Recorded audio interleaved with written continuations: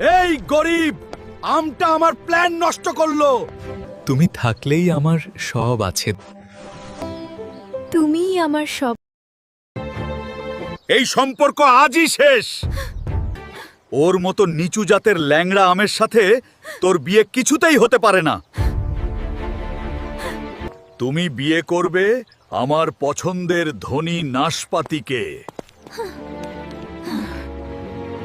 আমি তোমাকে ছাড়া কাউকে বিয়ে করব না। চলো পালিয়ে যাই। ধরা পড়ে গেলে? ভালোবাসা কখনো ধরা পড়ে না।